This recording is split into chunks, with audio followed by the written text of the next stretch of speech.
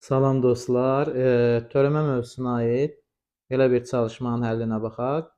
Deməli, y bərabər ln 5x funksiyasının qrafikinin absis oxu ilə hansı alfa bucağı altında kəsişdiyini tapın.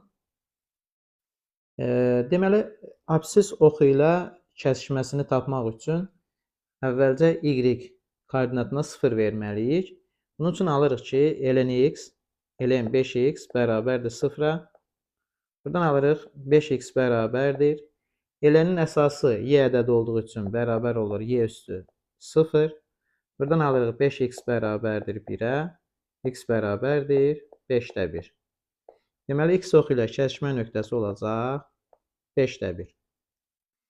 Deməli, ln bərabərdir, y bərabər ln 5x funksiyasının qrafiki o x oxu ilə kəsişmə nöqtəsində neçə dərəcəli bucaq əmələ gətirdiyini tapmaq üçün həmin nöqtədə bu funksiyanın qrafikinə toxunan çəkirik.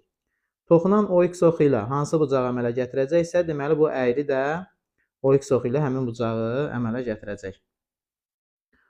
Və həmin nöqtədə çəkilmiş toxunanın bucaq əmsalı f törəmə x0 bərabər olur tangens alfaya.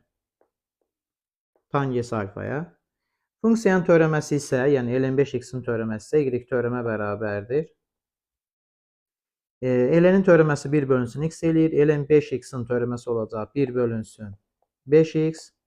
Mürəkkəb funksiya olduğu üçün bir də vurulacaq 5x-in törəməsinə. Bu da bərabər olacaq 1 bölünsün 5x vurulsun 5x-in törəməsi 5 eləyir. 5-lər ixtisar gedər. Buradan 1 bölünsün x alarıq. X0-mız isə bərabərdir 5də 1-ə.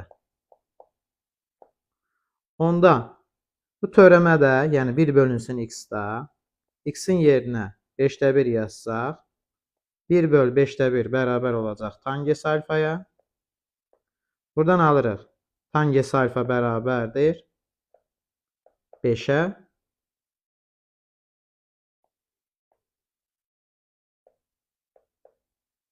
Alfa bərabər olacaq arc tangens 5. Və bizə lazım olan cavabı tapdıq.